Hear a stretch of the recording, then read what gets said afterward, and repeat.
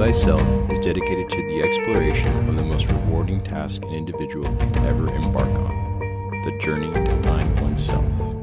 Our intention is to investigate the universal principles that have equipped our species to seek the treasure of all treasures, self-knowledge. With your hosts, Daniel and Eduardo, this is the Know Thyself podcast.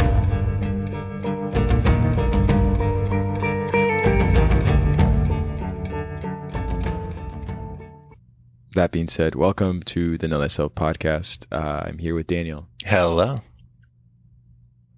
And I am Eduardo. And good morning, man. I love our morning sessions, so I'm excited to have a coffee rant with you and get back onto this tarot path that we were on a little while back. And I think it's interesting. We're here again in November with the fifth card of the tarot. And again, man, excited to open this conversation away from the conversations we've had previously with the Zodiac and the breakdown of the story of Hercules. And so I know that we're just going to have an open discussion about this card, and that card being the Hierophant. And so I'm excited to have all these questions that I've written down answered by your perspective and your point of view on what I want to open up regarding this card and its amazing power, like all the other cards. And this one, actually, I like that we took so much time away from the tarot, because this one, it really spoke to me in a way that I hope it speaks for others. I know it has its place in Taurus, but nonetheless, the card still has its powers to be unrevealed or spoken about at any point of time of the year. And I think that however you interpret this card, or all cards, speaks highly to what this information really represents, depending on what you're going through internally. And so I think it was just very appropriate. So yeah, absolutely, man. And away we go, man. And away we go. And this is an interesting card, because when people kind of approach tarot, this, from the surface, this isn't like a sexy card like the High Priestess or the Magician. But as you study it, you realize that this card is a fox. Like, this is a really good card. It's actually really important. And what we're going to kind of talk about today is really kind of separating ourselves from our own perspective of this card and its like attachment to religious organization, and really understanding the deep esoteric values that it's presenting and how important it is in the fabric of our consciousness. But it's often overlooked. It's kind of one of those cards, everybody's got their favorite cards and they've got them tattooed on them, or they have a tapestry in their bedroom. You don't see this one very often as something that like stands out for people, but it's so important. And its influence and how it kind of even really kind of sums up all the cards that we've seen, in its transition point. One of the things that we're kind of doing today, which is really cool, is we're kind of moving from the me in here to the me out there as well. And we're kind of moving away from the self and the subjective and making our way to the objective, just like we did in the Zodiac, as we kind of went through those 6 houses, and then we crossed that threshold into the 7th.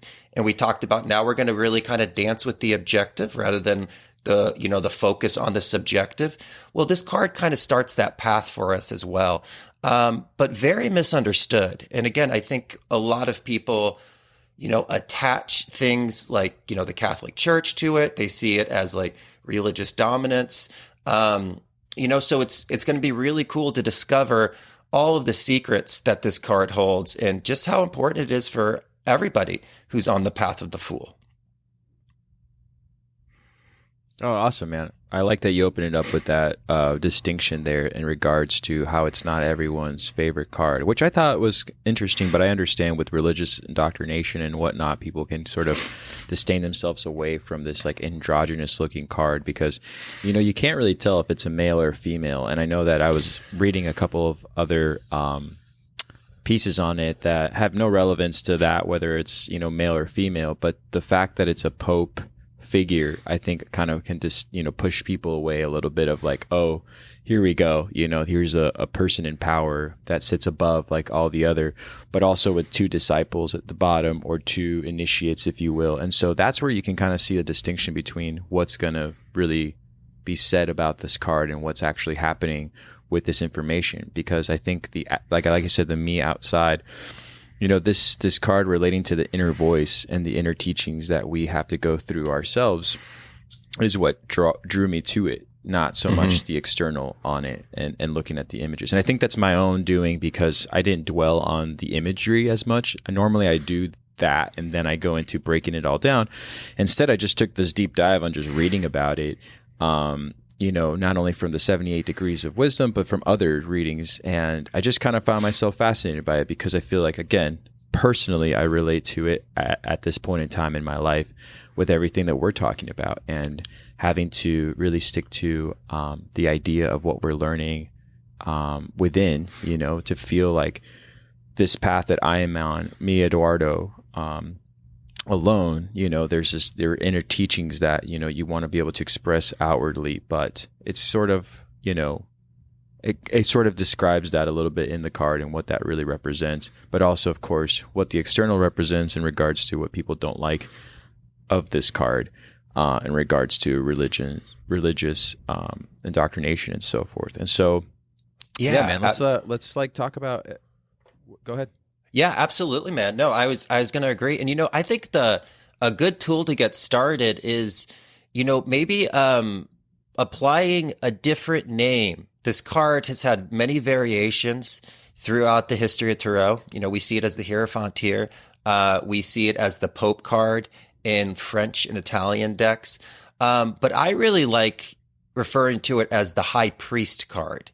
When we kind of look at it at that angle, we really see the opposite of the high priestess, which really this is representing. It's really going to be the external manifestation of the intuition that we, kind of rose up within us in that high priestess card. And so this is really the outward expression of the high priestess card.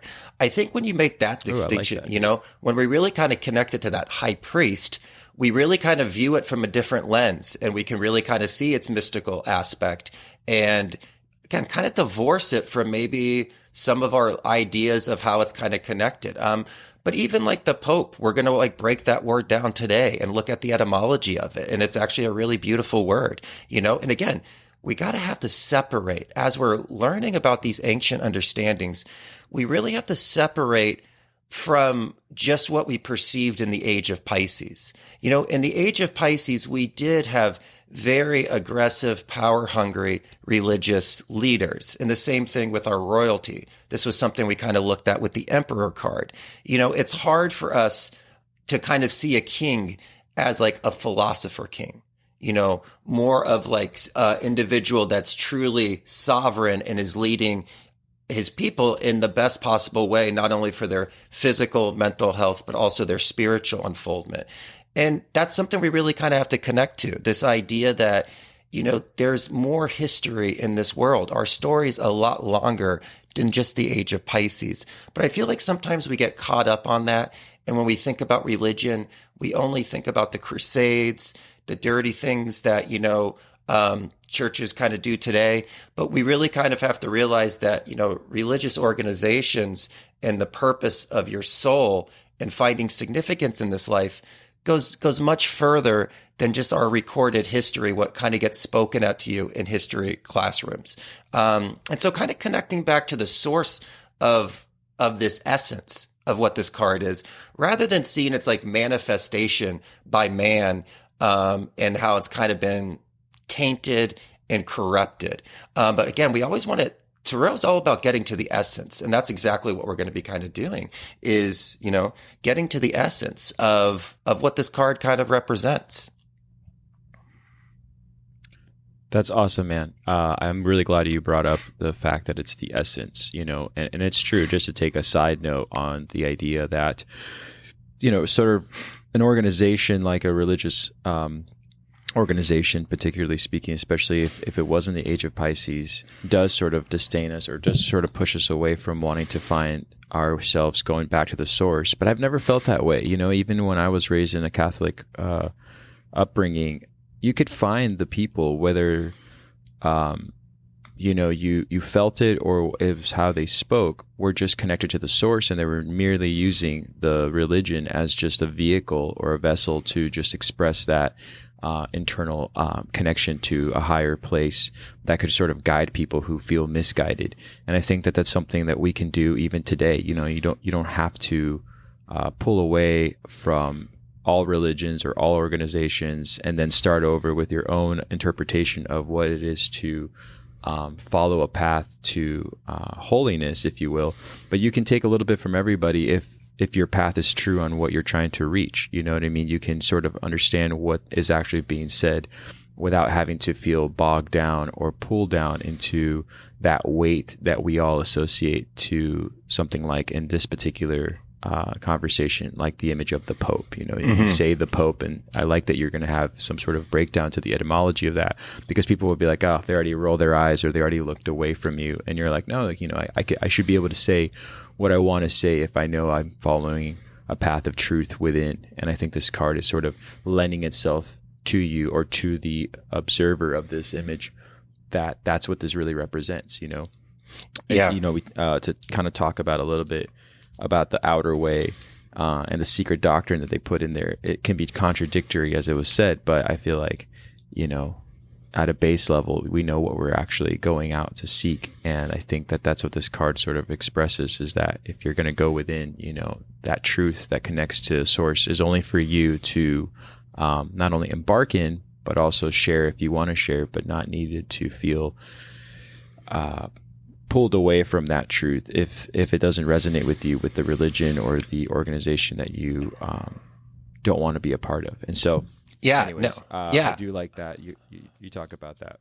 Yeah, absolutely, man. And definitely I want to go on record too that religious organizations have done some of the most evil things known to humanity, and so, but again, there's good priests, there's good pastors in every religion, but we're definitely not supportive of, the things that the popes or religious leaders have done. There's a lot of people who were burnt at the stake, even like the Holocaust was supported by these organizations. So they definitely have manifested evil in this reality, and we can see the corruption of this energy, and why it's so important not to corrupt this energy within you. But what the first thing that we kind of talk about when we're looking at this card is tradition, and how important it is to connect to spiritual traditions, whatever organization or whatever study that we're looking at. Because what tradition is really going to do is tradition can really help fortify intention. And so, as we're kind of discussing this, it's our culture today, we've spoken about this before, is more kind of interested in the motion of life rather than the meaning of life. But this is a relatively new idea of just kind of getting caught on the hamster wheel. For eons, we've always pondered and meditated on the idea of what is the purpose and what is the destiny of the human race. And this is kind of carried on through kind of traditions. And there's something very powerful about connecting to traditions. And that's what this 5 card really kind of shows us, is the importance of connecting and understanding traditions. Because when you connect to a tradition and it moves within you and you embody it, you tap into all of the conscious energy that has put its attention on that tradition. And it can be very powerful.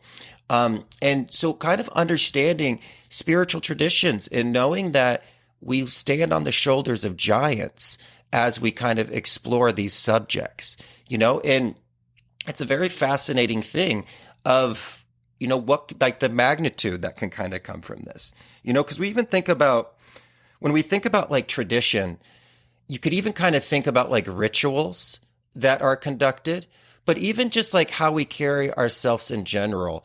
And there's really like, there's not like a good or a bad tradition unless it's causing harm to somebody. But like a good example of this is there's certain spiritual traditions that really honor the aspect of long hair. They really feel like hair is an antenna. We see this with Rastafarians. We see this with Native Americans. And they really feel like their hair is an antenna that's actually connected to the spiritual realm, and it's an extension of their spirituality. And so we could look at that tradition and be like, okay, hair has a spiritual significance. But then we can look into the East and we could look at Buddhist monks where they shave their heads. So which one is right? Which one is wrong? There's not an answer to that. It's the embodiment of the tradition and the power of living with an intention and a purpose that you can activate that energy.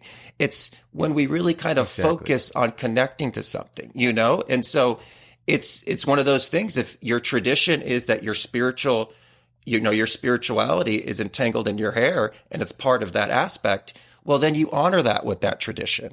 And then if your tradition is like, no, you really need to like shave your head and expose your head to the sun rays, well, you do that too, and there's really kind of interesting things, you look like even the monks in this card, they shave that circle in their head because the monks are part of a solar religion. They have the sun god, the son of God. And so they want the sun rays touching the top of their head, which is connected to their spinal cord and their kundalini. Well, you look at Judaism, they cover the back of their head because they don't worship the sun like the solar gods do. They more look at all of the planets in Saturn. And so they actually put that on the top of their head to keep that energy within their spine.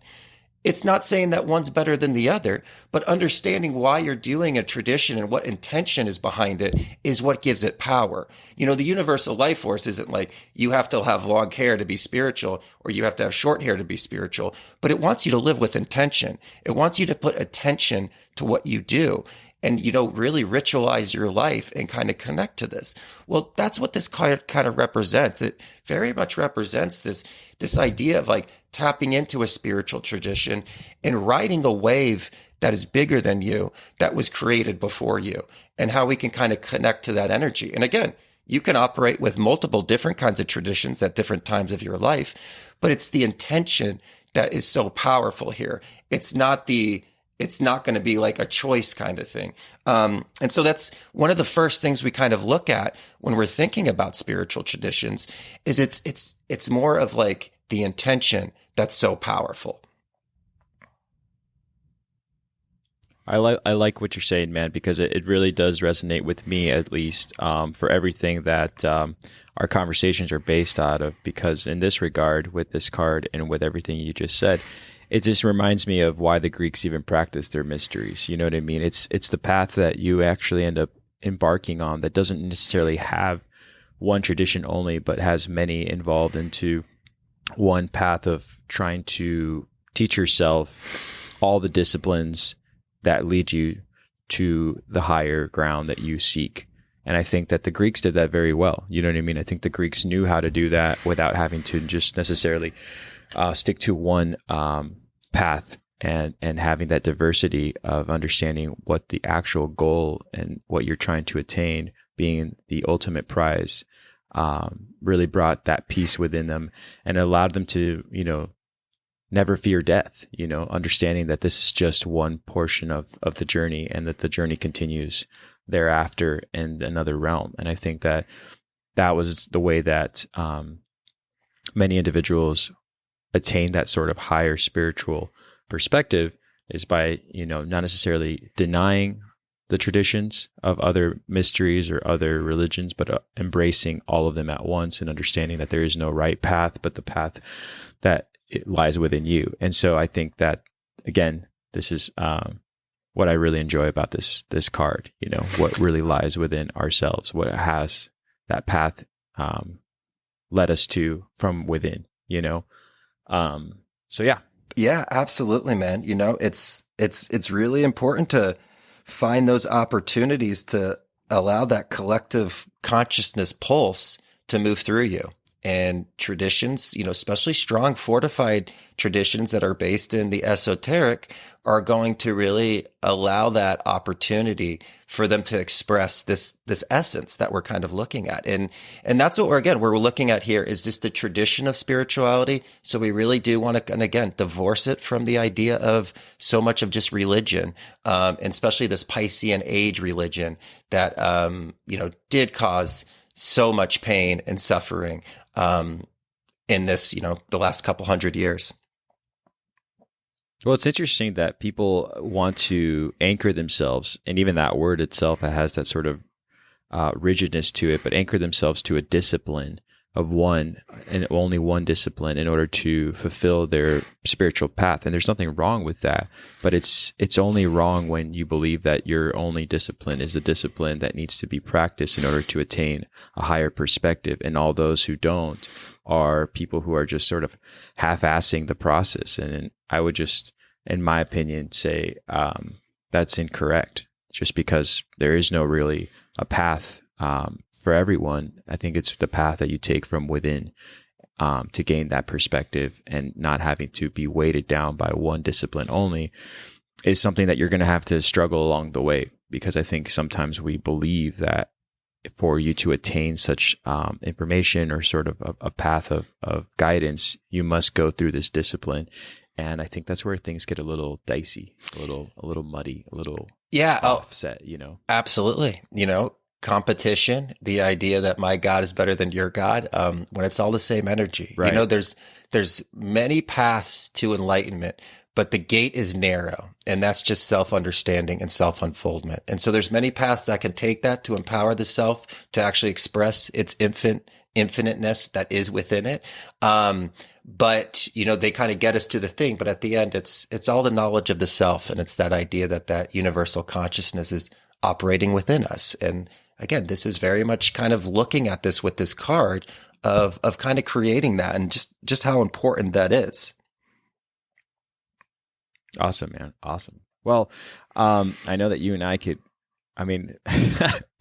sometimes when I talk to you, about this information, I can sense that we both are just excited or eager to kind of get ourselves going, but we can both get sort of caught up in defending our point of view with this card, specifically on how powerful it is to, you know, separate the two. And so I kind of want to get a little more into something you said that I wasn't expecting, which is the etymology of the Pope. I don't know if you're ready to go into that now, but I do want to get into that just because of what we've been talking about, you know, in regards to disciplines and everything else that some people, again, push away from based on information that's been provided to them about the evil at hand or the power that came from that organization. And so I don't know if you want to kick it off with that.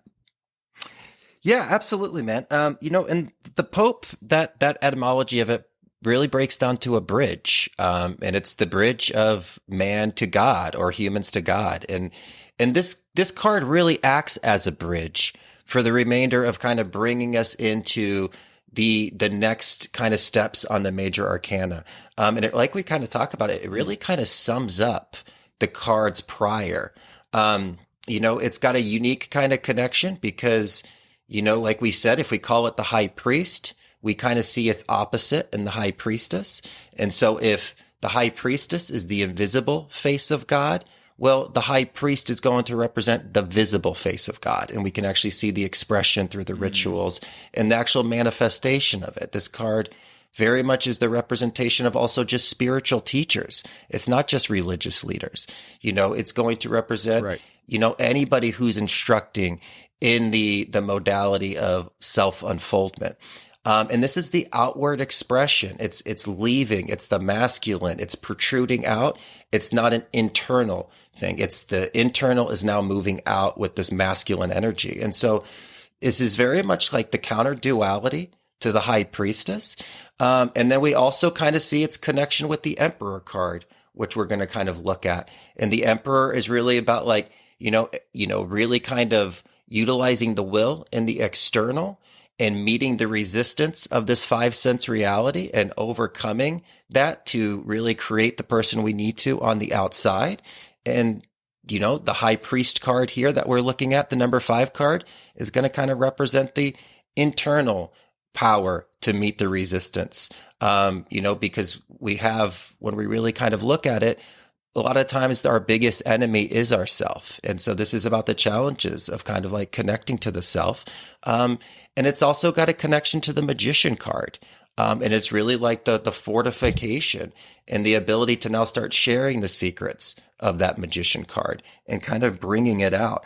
And so it's this really kind of unique placement, and it really does kind of work as a bridge, because this is the first time that we've seen multiple people in a card. Before this, it's just been one individual, and we were kind of looking at that. And now we're kind of moving out, with the emperor, we had that father energy. With the empress, we had the mother, right. The high priestess, we had the daughter, and the magician, we had the son. And then the fool, obviously, is just potential. And so we've kind of connected all of these archetypal energies that are so important.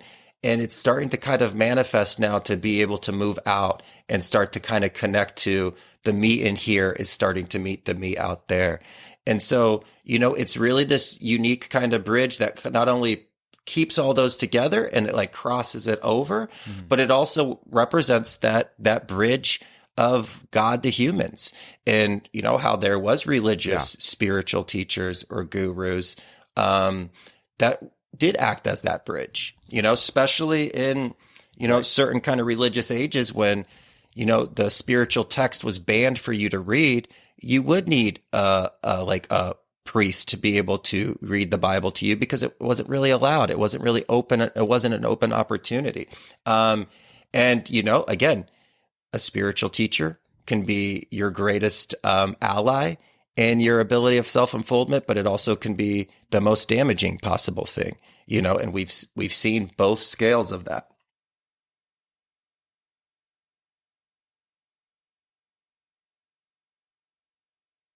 The thing that really resonates with what you're saying in regards to all the sum of all 5, or what's of the 4 that have led up to this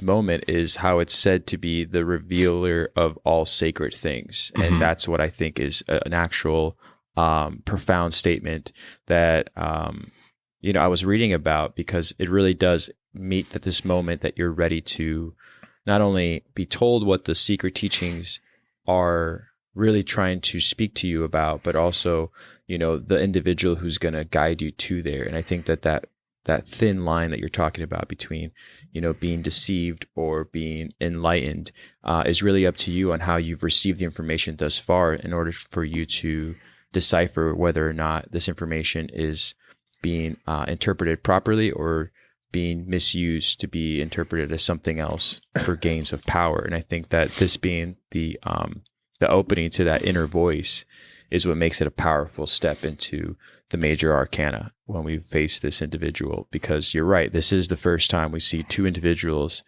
lower than the individual that sits on the throne here, or not the throne, but on the higher perspective here, which is kind of revealing itself to, this is the moment where the disciples or the initiates are ready to not only hear that inner voice, but also be guided.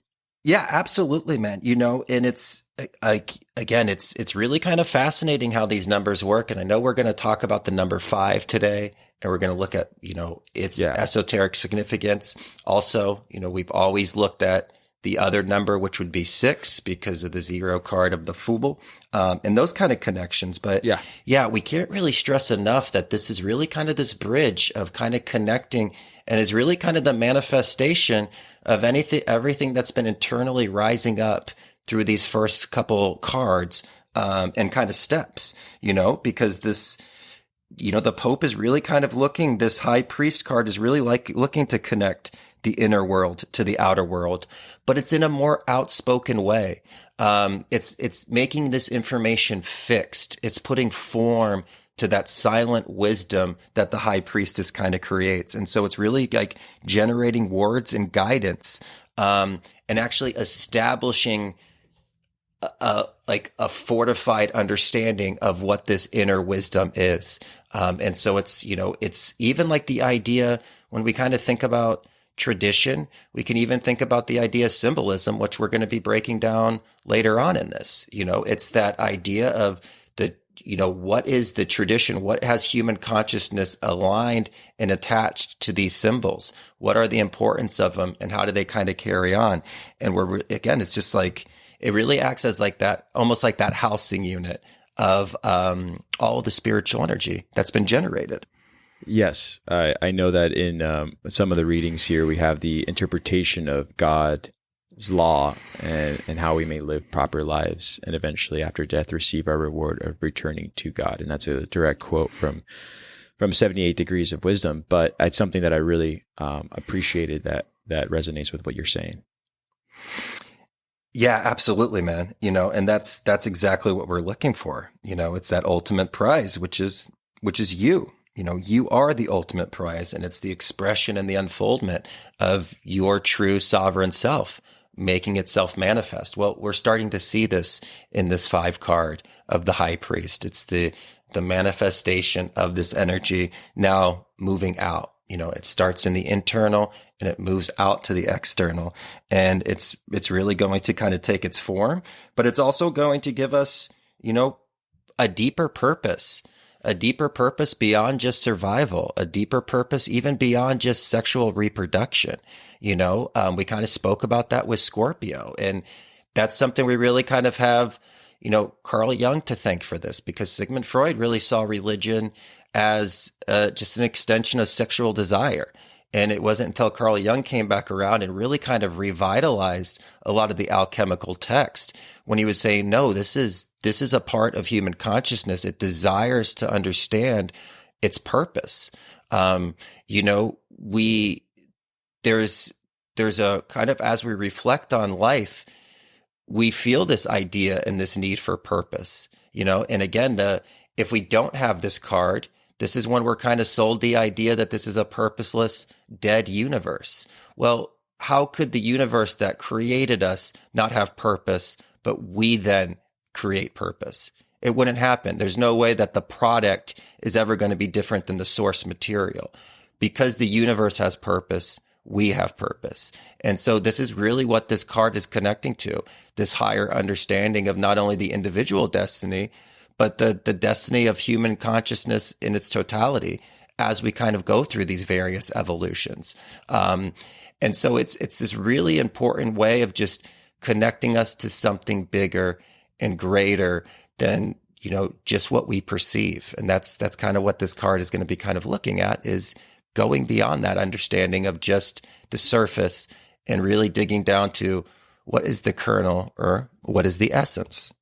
Absolutely. And again, with I know there's various interpretations here with the Rider-Waite card, and also the people who have this high regard for the Hierophant. And there's actually a really good summary of it through this individual named Ellen Goldberg that I like, and highly recommend checking out her channel here. But I think that what you're saying in regards to the universe's purpose is exactly what resonates the most with me in regards to this information that's revealing itself to us. It's understanding where that purpose actually comes from, and that divine purpose comes from, rather than all the outer teachings that are trying to get us to pick and choose, as we just talked about, and to where put our energy towards. But really, the energy that you're connected to is an energy that's far beyond the exterior that you see with your eyes, but from more within and above from the below.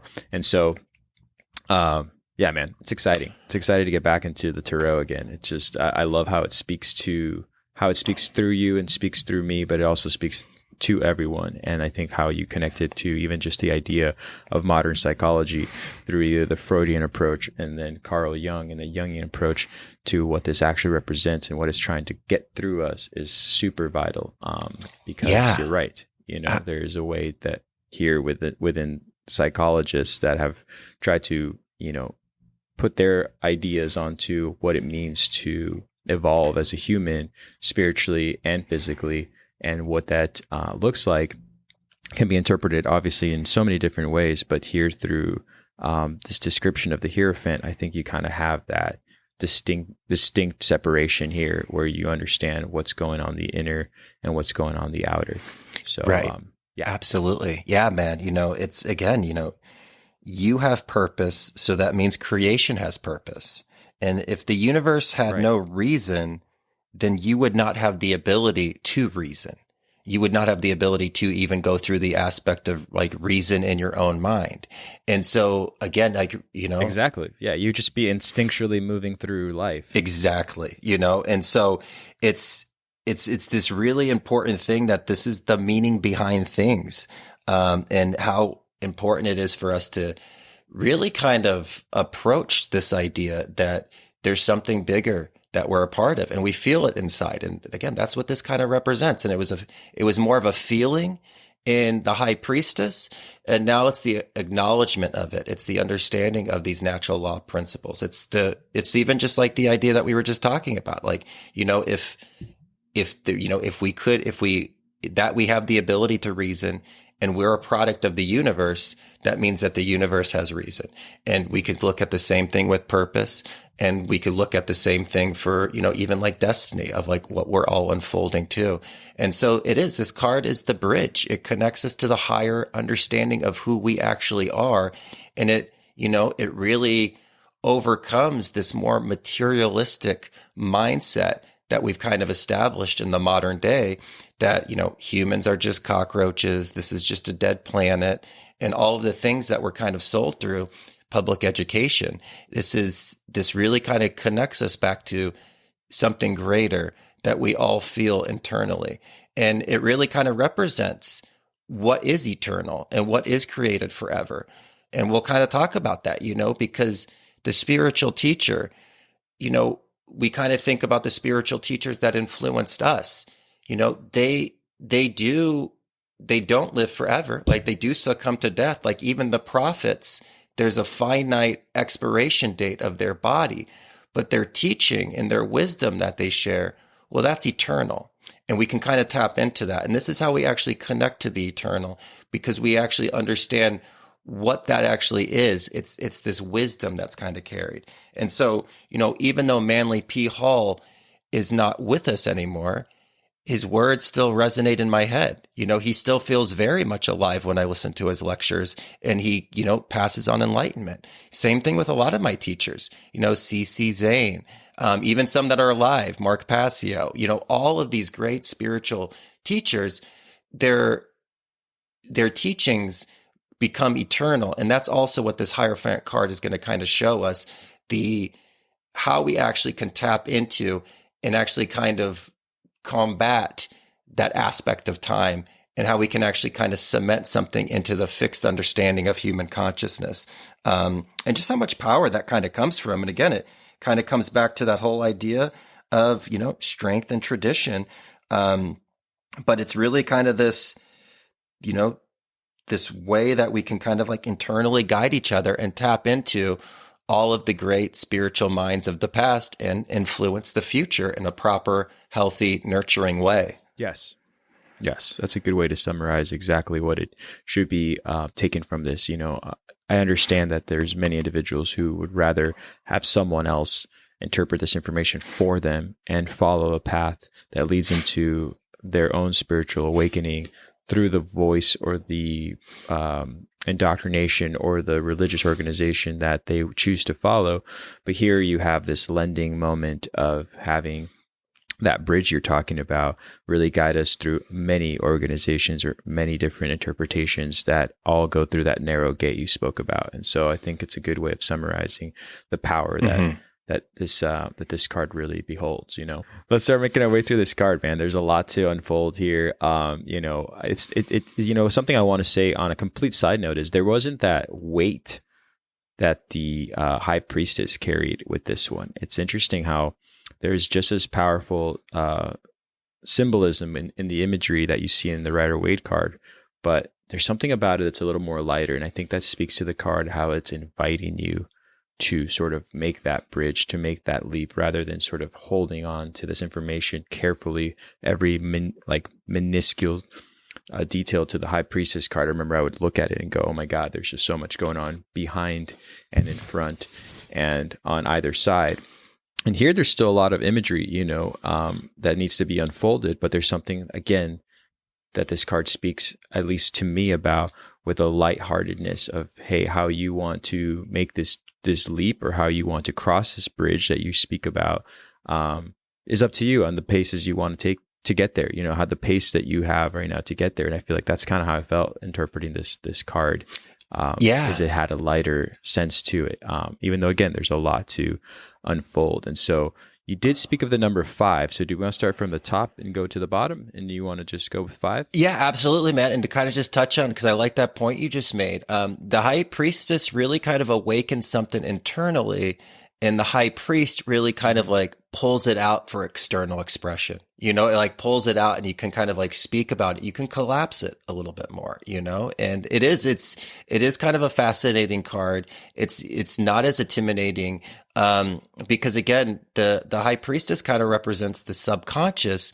And this is really going to represent the information coming from the subconscious and now being expressed through the active consciousness. If the High Priestess was almost like that right side of the brain, this is it actually getting created and coming out of that left side of the brain for expression. And so dialogue is kind of a little bit quicker. And even how we kind of get connected to this, it just kind of came up in our conversation when we were looking at the calendar, that we were like, hey, we could jump back into the tarot. And it was just kind of like, here I am, the High Priest, where the High Priestess, remember, we really had to sit with that. And it was a couple times like, she was just like, you have to wait, Yeah, absolutely, man. And so, yeah, really interesting. I'm glad that makes sense to you, just because, again, here on this, when we do this podcast, I know it's a conversation between you and I and many listeners out there, but, that's where I feel, the most vulnerable to express my interpretation of this, is that I'm like, you know what? There was something so easy about how it's lending itself to the person that's viewing it, and that person being me. But also, it's just no coincidence that you've made it to this point in order to understand this, the revealer of sacred things, as it's said before with the card. It's like, if you're really, the path that you're on right now, understanding what it's leading you towards when you get to this moment, it sort of has exactly what it's trying to teach you. It's like, here you go, like you are ready to sort of receive this information, and not necessarily in a lighthearted sense, but in a very open and sort of, again, less, there's less weight to it than the other cards that I've, already encountered and had to sit on for a while. And so I think that that's just beautiful to speak to an external interpretation of what the tarot actually represents, and how it's supposed to represent this sort of occult information that you can use yourself to kind of guide you through this information that is about to reveal the details within the card. You know what I mean? So I think it's kind of, I don't know, it brought me a lot of joy. Yeah, absolutely, man. The inner teacher is getting a voice. And so it's now speaking to us in this like external expression. Exactly. So yeah, absolutely. And so, and I let's definitely jump into the number 5. But, one other thing that I kind of wanted to point out and make sure that we're aware of, is not only is this the first card that we see more than just one individual represented, this is also the first card that's inside. The last cards were all in nature, and this is the first one that we actually see in a structure. And that's going to be really attached to the number 5, because the number 5 representing the pentagram is the structure of the human form with its divinity connected to it. And so we're really kind of moving into even like the body and the form. And, as we kind of go, we're really going to understand that this card is ruled by Taurus, but it's really looking at fixed signs, fixed information. And if we kind of expand beyond just the Rider-Waite deck here, and we look at like the Decathoth of Aleister Crowley and things like this, you'll actually see the fixed archetypes there from the zodiac. You actually see, you actually have the Taurus bull, you have the Leo lion. Yeah. You have the eagle for Scorpio. When we kind of talked about the highest expression, he represented it by the eagle as that third tier of Scorpio. And then we have Aquarius. And it's really because we're talking about fixed information here, traditional information, the idea of principles, the idea of like spiritual foundation. These are things that are hermetically sealed, like, even things like the law of polarity, the law of cause and effect with the Hermetic teachings. That's what we're kind of talking about, the structure and the form that's kind of created here. And 5 is really going to kind of, be the celebration of the human experience. It's the 4 elements, topped off with the crown of divinity, which is going to be spirit. 5 is a very special number in the esoteric. Not only do we have like the phi ratio, which is that 1.618? That's like the structure of everything with phi, and it's spelled PHI. And it's a universal pattern that we see in all form, and especially the human body.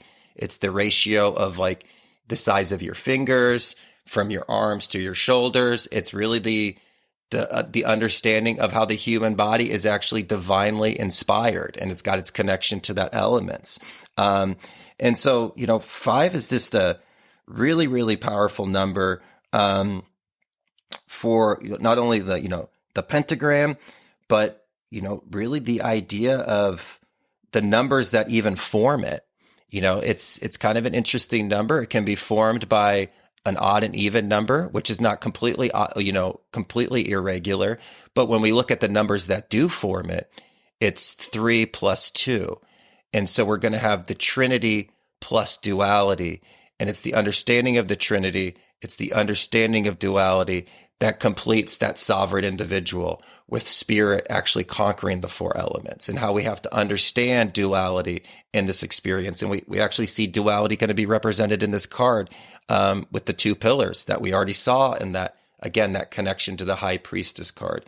But it's the coming together of the Trinity and the duality and the proper expression of it. And that's what's going to kind of represent the pentagram, which is so esoterically important. And, the proper right way up, where the spirit rules over the 4 elements rather than the 4 elements ruling over the spirit. And you're not going to have that without a greater purpose. We've all lived as an inverted pentagram. Most people in our culture live as an inverted pentagram because there's not a deeper meaning to their life. And so they do. The 4 elements of earth, water, fire, and air rule over the spirit. And we sacrifice the needs of our soul for the needs of the body. We give into like those base desires, like we were talking about. What's good for me is good for me kind of mentality, almost like a narcissistic idea. This is what we're kind of experiencing here. And it's not until we can tap into the higher purpose and actually see how even the human body is divinely inspired by that phi ratio that we can actually start to crown ourselves with the spirit actually leading the elements, rather than it actually, being service to the elements. But it actually, is that guiding force, and it's really going to kind of open up that unique energy. And the number 5 is kind of seen all the way through, the 5 pranas, in like yoga, and even like Islamic culture, Muslims, they pray 5 times a day because of the significance of this number. 5 is kind of uniquely inspired, and now all the numbers have deep esoteric significance. But this is the number of the man, or the woman, or just the human form. And it actually does. Like if you stretch your arms out and stretch your legs out and hold your head up high, you create a pentagram. You are that walking, dazzling star that we talk about. Kind of working through and experiencing this universe. And so when we talk about that idea as like, you are a dancing, twinkling star, we really actually mean it. When we look at this number, we can actually see the significance of it. Well said, man. Well said. And I like that you interpreted the Hierophant from the Crowley because perspective, because it is an intense card that has a lot more of the imagery that we've already kind of spoken about in the past, but also things that you may not understand until we kind of interpret both cards. I know you talked about the pillars, and I don't know if that's the next place you want to segue to, but I do like that you brought up that this is inside. And once again, that inner voice, the inner teacher that we have within us, and the church as it sits on the outside. And I think that again, this image sort of brings that to a full perspective. But man, I really like your point of view on the number 5 and all the things that you've brought to the surface that, honestly, I didn't even consider. So thank you for that, because you're absolutely right. As far as the idea of the inverted pentagram, that is true. People following a path of no purpose and just sort of being, wrapped into the 4 elements only, and having sort of this lower perspective. And rather than keeping their head up high into what is above them, is something that I think many individuals find themselves in now in this life, as far as the chase of matter and the chase of what matters in those 4 elements and the 5 sense construct is something that we all, can see relatively with ease, or seeing it with ease on other individuals who don't want to find this path. And so I do like that this 5 sums up the triplicity and then the duality that needs to be all considered at once to create this number. So that was beautifully said, dude. Great. I really did appreciate that, man. No, I love it, man. And yeah, it's kind of an interesting experience, with our attachment with the motion of life rather than the meaning of life. We really have kind of succumbed to matter. But the funny thing about matter is, at the end, it doesn't matter, because it's about your soul, and everything's going to turn to dust, and everything's going to, move away. And it's really the significance and the character and that unconditional love that we create through having a purpose that we actually find what does matter. And so it's a kind of a fascinating word just to even kind of go down a rabbit hole to explore. But yeah, it's interesting, because we are inside in this card. It's the first card that's inside. Well, this is talking about the spirit within. It's talking about that guiding voice that you were talking about. It's, the body is the vehicle for the soul. We're not a body that has a soul. We're a soul that has a body, and it's what we operate through, and we need to operate through it and understand it and kind of be able to create it and guide it through more of a mature direction that's going to come with the purpose and the discipline that is kind of created, and the internal dominion that this card kind of calls for us to kind of pull into ourselves.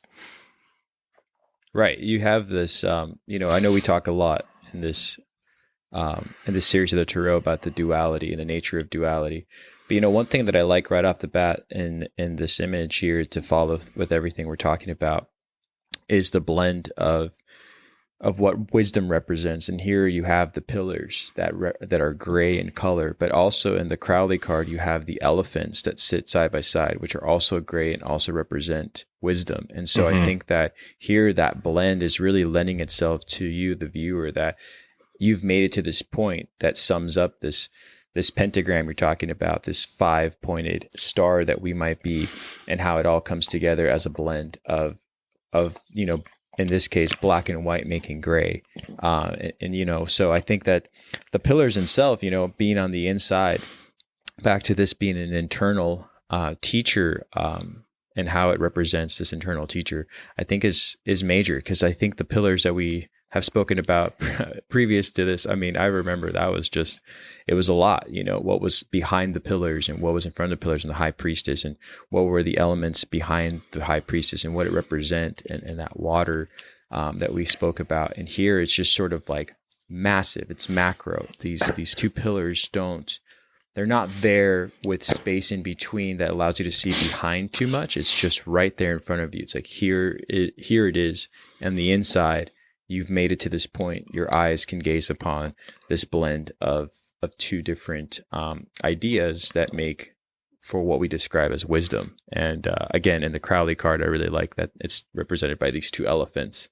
But I might be wrong. That's just my interpretation, on that. So I don't know if you want to kind of break into that. Yeah, no, I think you're right on with the two elephants. And the color of gray here is very important because it's showing the internal blending of duality.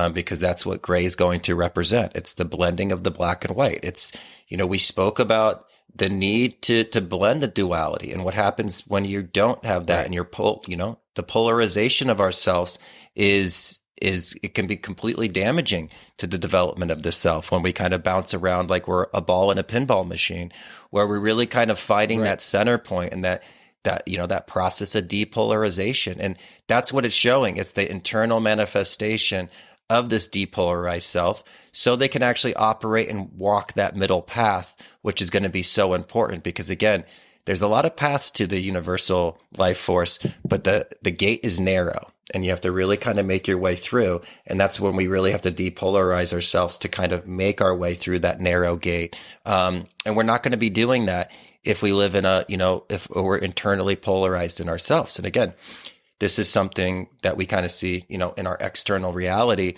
not only that connection and the dependence on matter, but just how polarized our societies and cultures have become.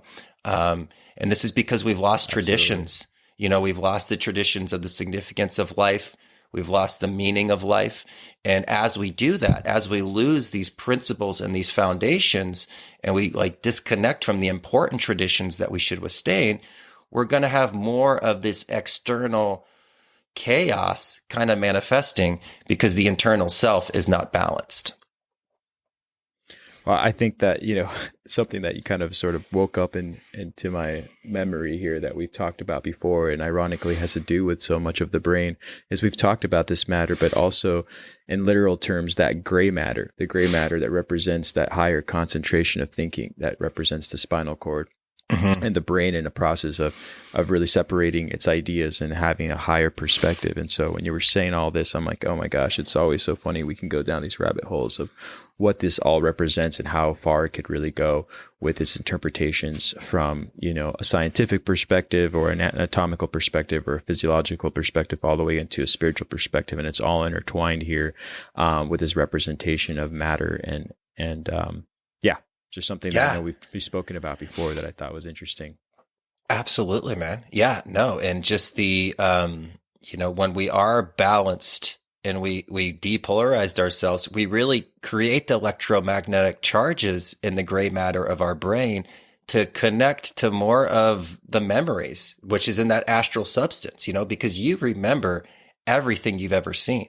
Even if you went to the grocery store today, you actually remember the color of the shoes of the lady in the produce department. Now, whether you can generate that electromagnetic energy in the gray matter of your brain to actually access the file, that's kind of in between. But everything you ever experience is recorded into your subconscious and kind of like the astral substance in the astral brain.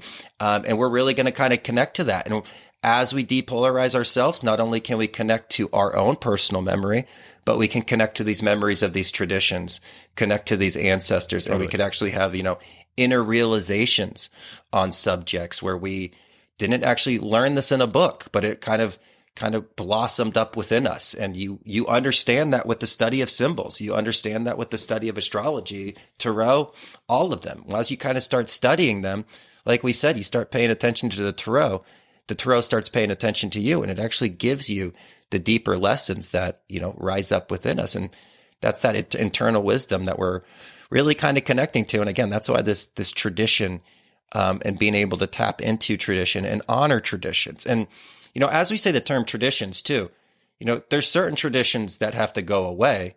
And there's certain traditions that need to be nurtured and kept, alive in cultures. And, certain ones that do go away, it's really good, that are damaging to the collective consciousness.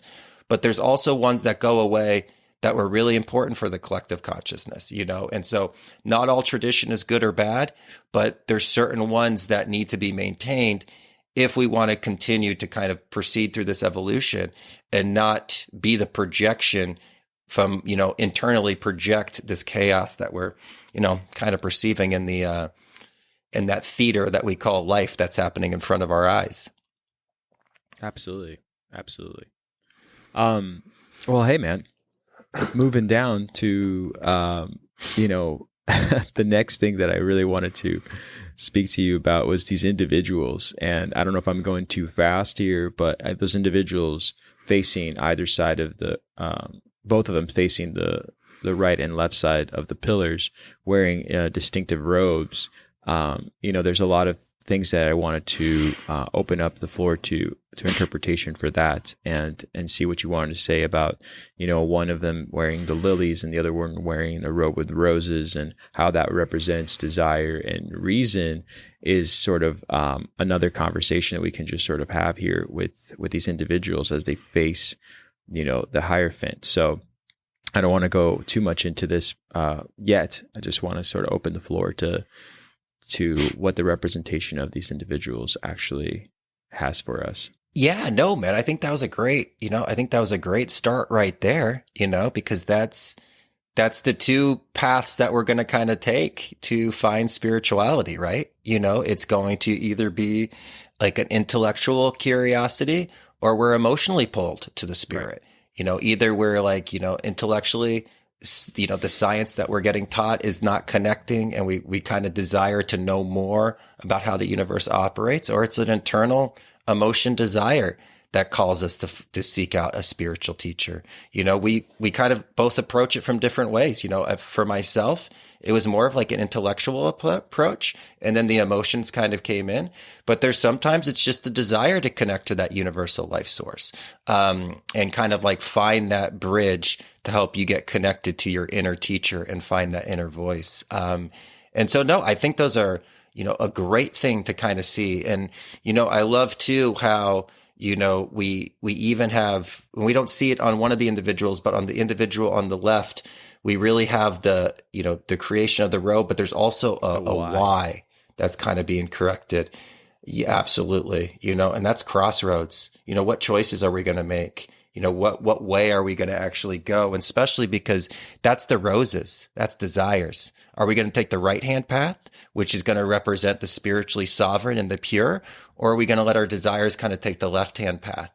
And, again, we're not talking about the Kabbalah here. This is more of a simple breakdown, because the left-hand path isn't so much represented like that on the Kabbalah, but the left-hand path is going to represent like the lower desires, and the right-hand path is going to represent the transmuted desires, which is actually going to create those roses and kind of bring these individuals so we can actually, get to the point where we actually see the faces of our desires and see the faces of our reason and can actually reflect on it. Where right now we can't see them. We're still needing to explore that, to be able to uncover and to be able to look at the roots and the essences of those within us.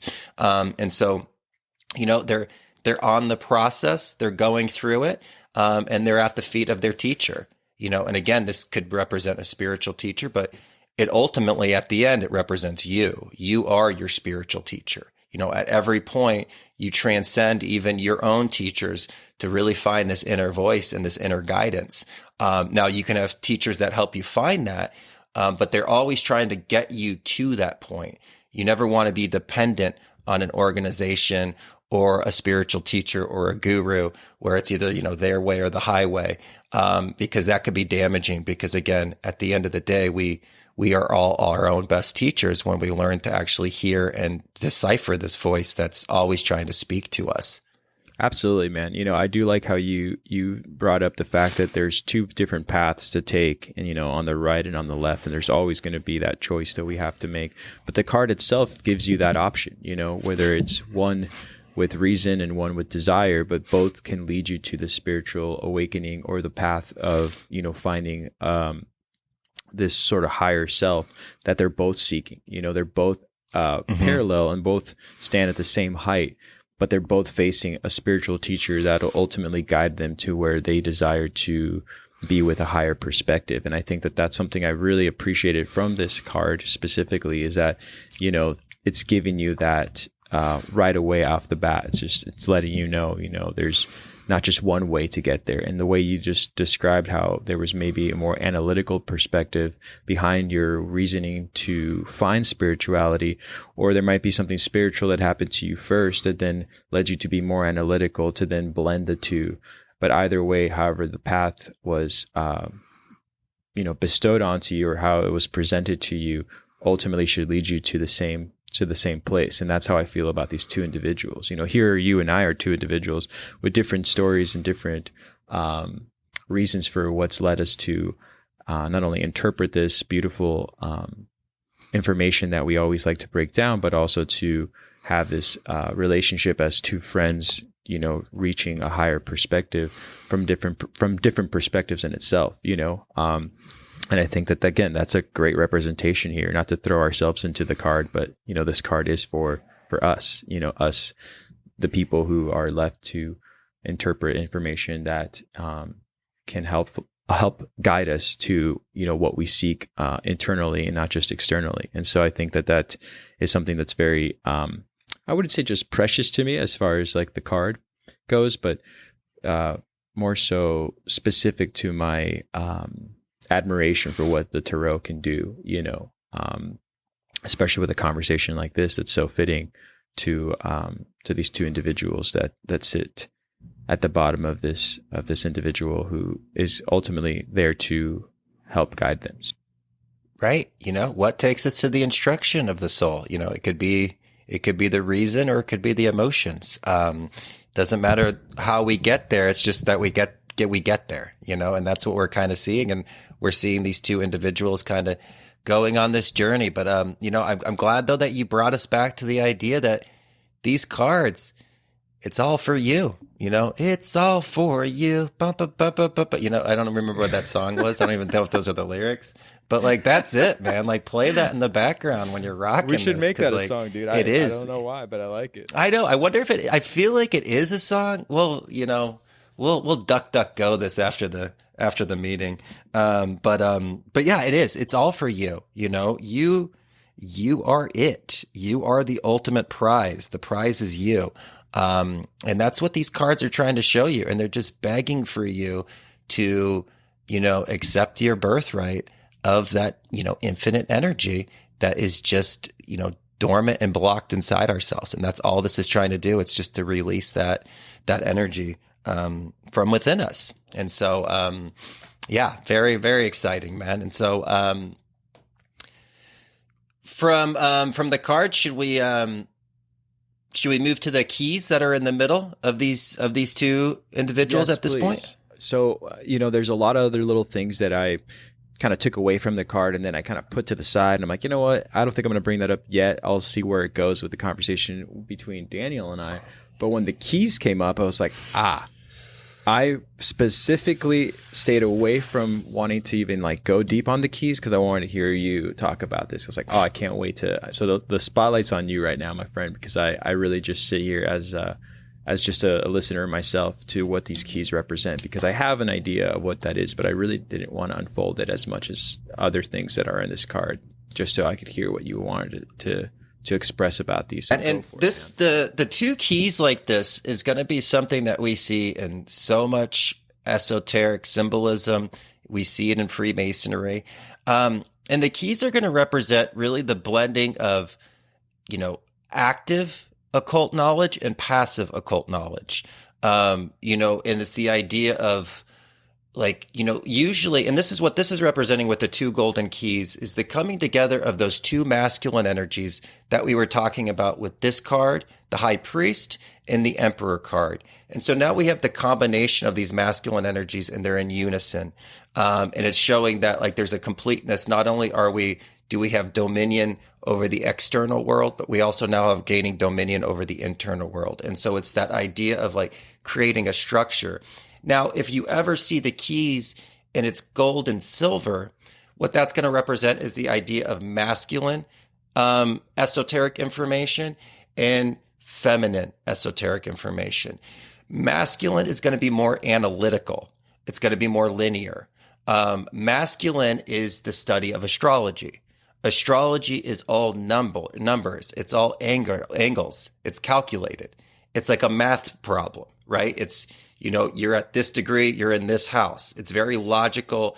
Now, there's definitely interpretation and insight that you have to put into it, but it's a calculated thing. Where intuitive information, feminine, that's going to represent the tarot.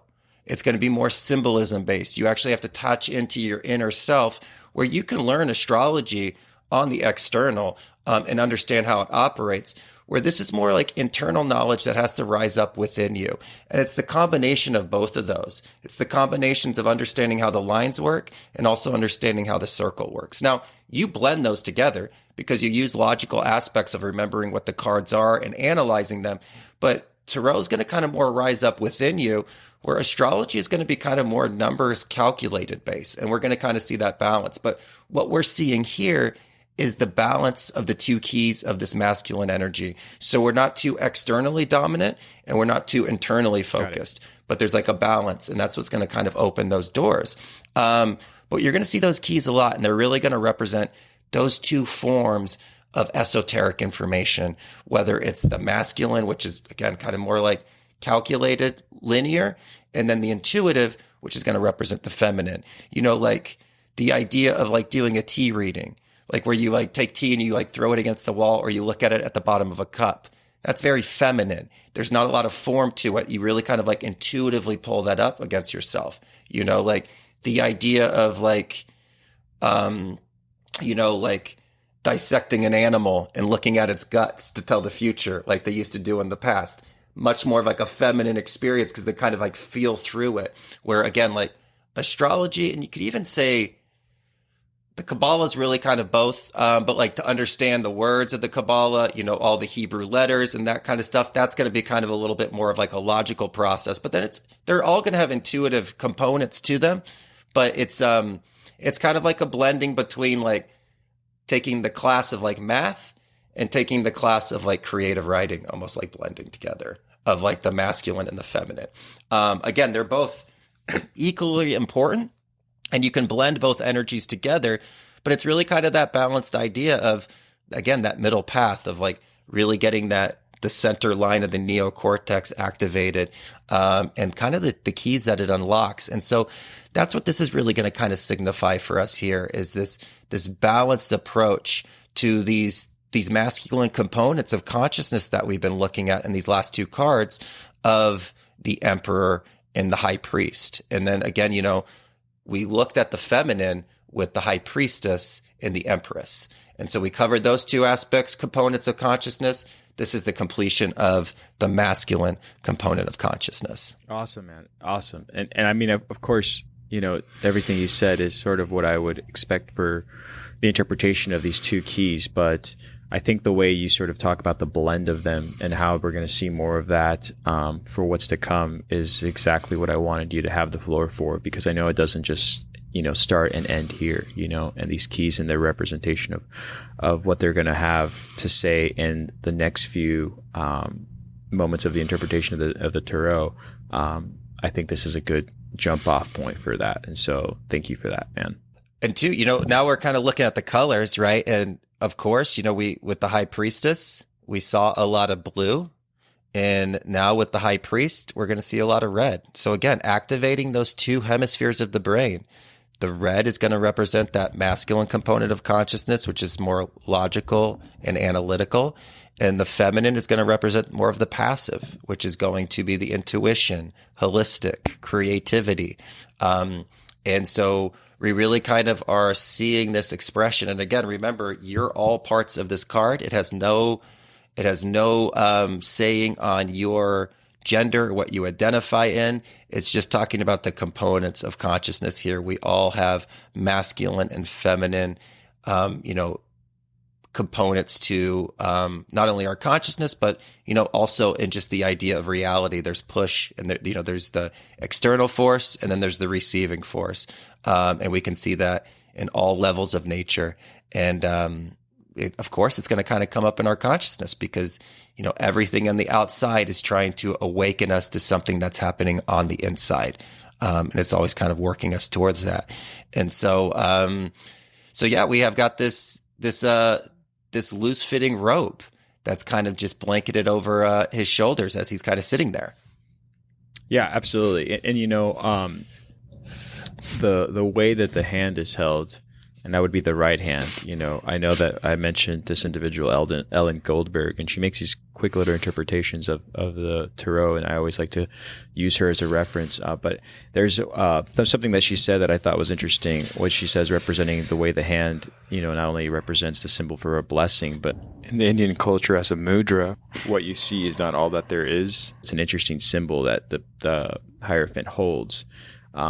On the right side, and then on the left side with that staff that we talked about before. Those are two things I kind of wanted to bring up if you want to move into that. The mudra is really powerful, man. Mudras, which are going to be different kind of hand formations that you can kind of do to activate energy, really deep understanding, and another great thing to kind of put into the repertoire when we're looking at religious work, because it's kind of showing you like what you see is not all there, because we've got the 2 fingers up to kind of represent the duality, but we have the 3 fingers down to kind of represent the Trinity and what's operating behind that component. And it's, we're going to see this through, the same hand symbol is actually shown through Baphomet, which is going to kind of be a entity that we will explore. Some people have very negative connections to it. Some people are neutral, and some people really cherish that symbol. But we're going to really kind of see that kind of representation. And you also see that hand signals with a lot of paintings of Jesus. And it really is this that form of blessing. And kind of again, connects even the idea of we talk about the number 5, and I don't even think about we didn't even think about the digits of our hand to break about today. Our hands and our toes having that representation of that 5, and kind of giving us that human experience.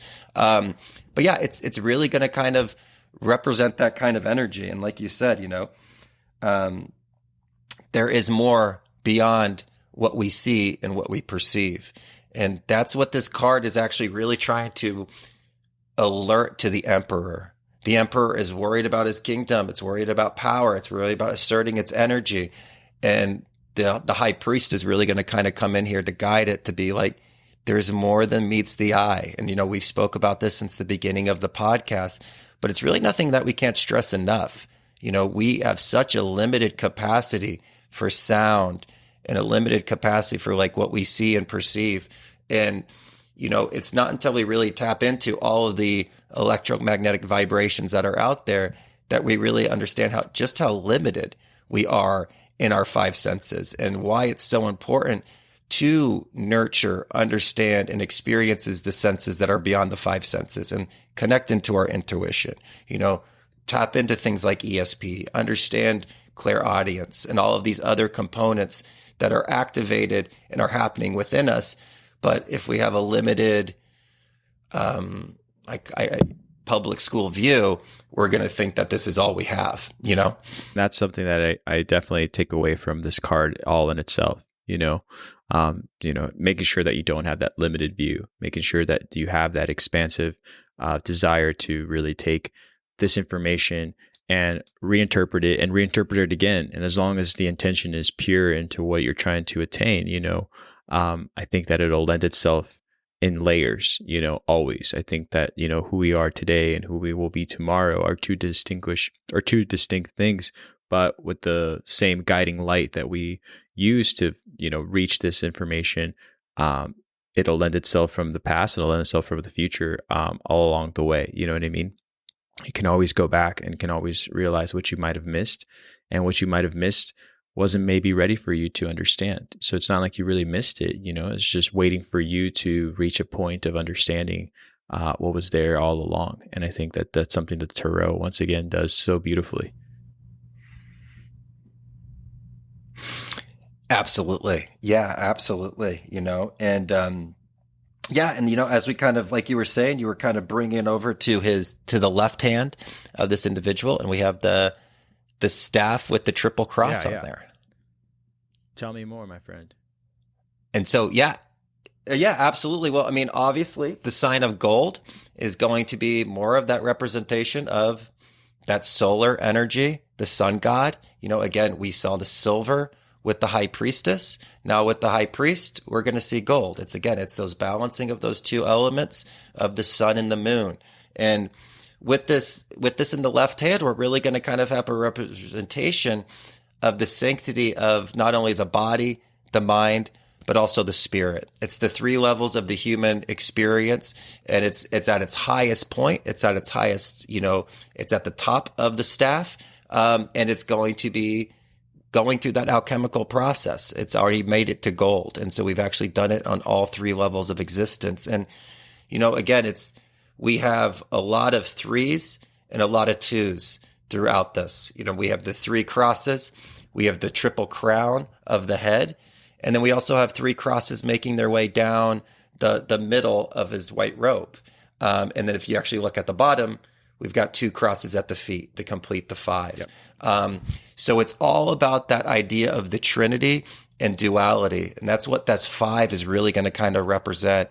And just the importance of, is one of the reasons why the first thing we kind of covered was the trivium. One of the other things we first covered was duality and how important these subjects are to understand of, how consciousness not only processes and how you operate it, but the construct of the reality that we live in, and that we kind of have to understand duality to make our way through it and actually activate and utilize it in the best possible way. And so it's really interesting. We have a lot of significance of fives in this. But we also kind of have to also touch really quickly, because this is actually the sixth card. It is. Of the deck, because the full card is a zero, right? When you said it a little earlier in the episode, you're like, hey, let's not forget about zero. And because I said we've had 5 cards leading up to this, but I didn't want to confuse anyone by saying that, well, this is technically the 5th card as far as the number 5 and the numerology and the things that we're going to be representing, but it's really the 6th. So go ahead, man. Right. And we always want to look at that. And the 6th card is actually going to be a perfect placement here.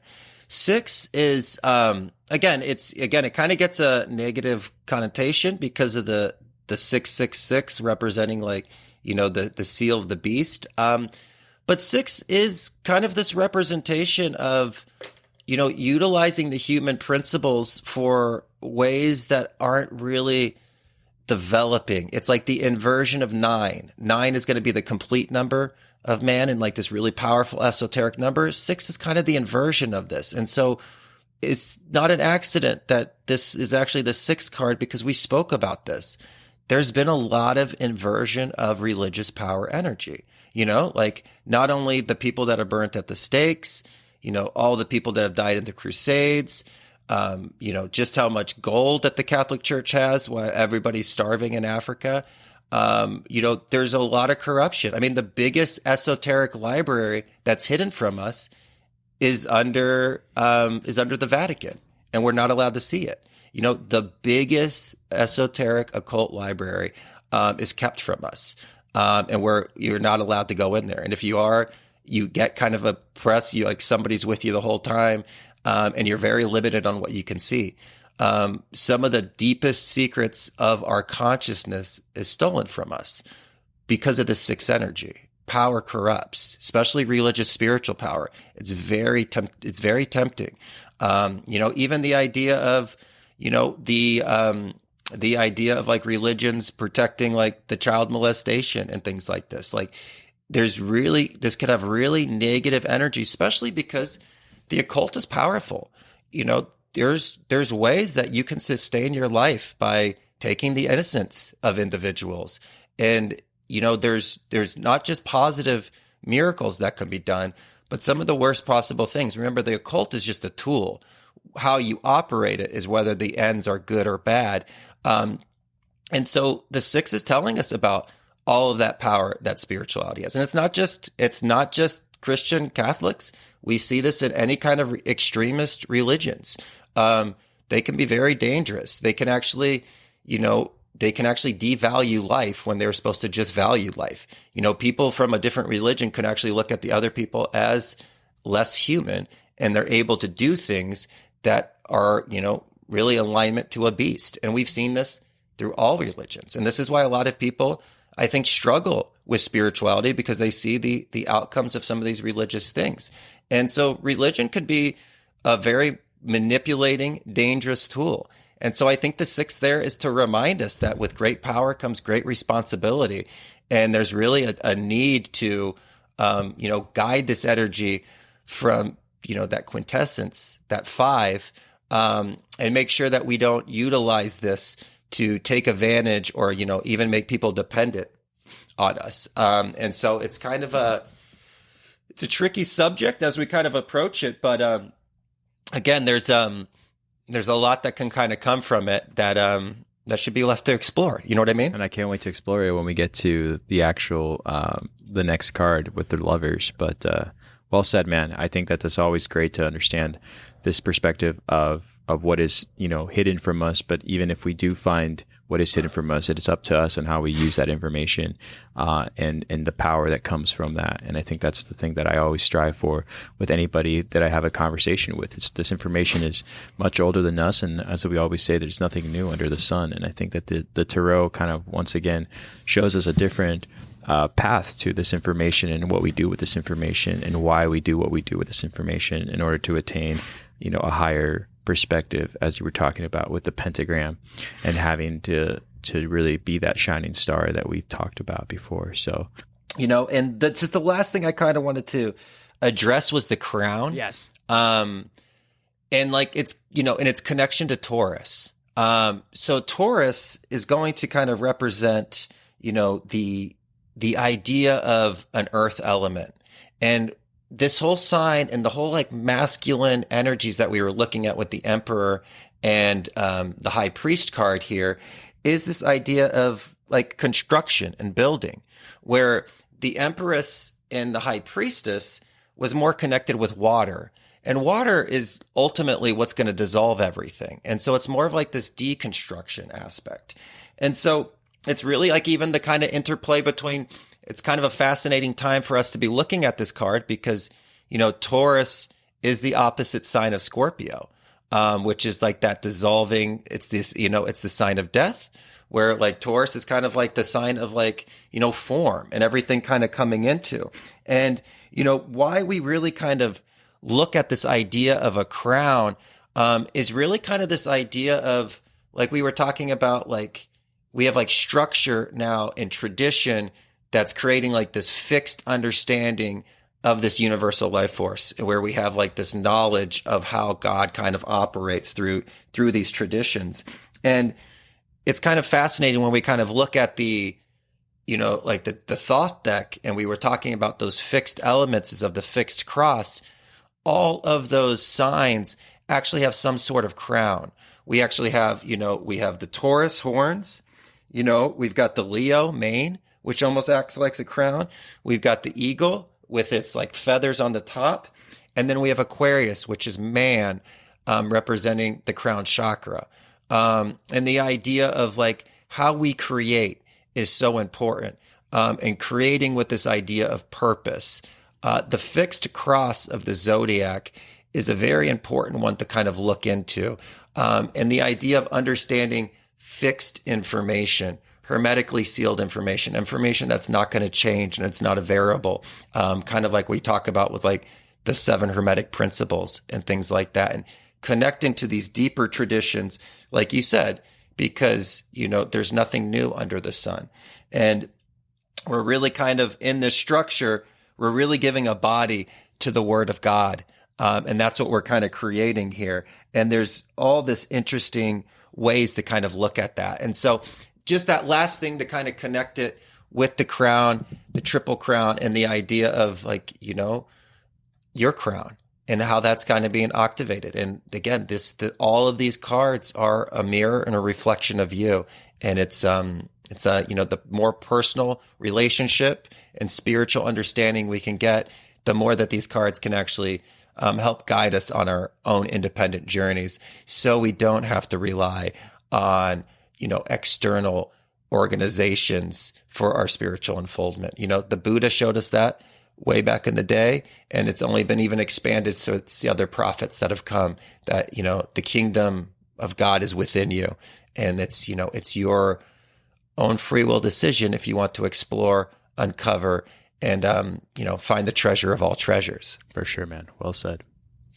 Well, I have nothing more to add to this wonderful conversation in regards to the card. A big thank you to all the listeners always.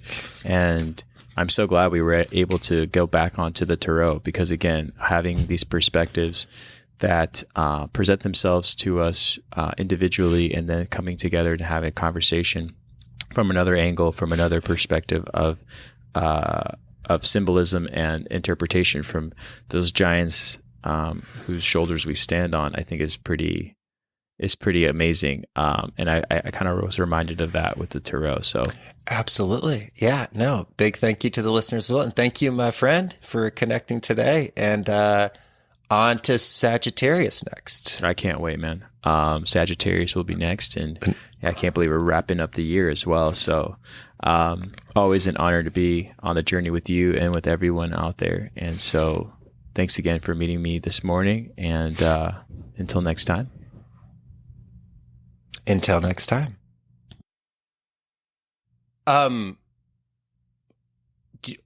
Did you you didn't do the intro? I will do the intro. Oh, we're not starting yet. I got my hands in that guacamole. Oh man, dude, you paint a picture that I just said. I don't know. I just pictured you at a party somehow, and everyone just being like, "What is he doing?" You're like, scooping. Yeah, homeboy needs protein.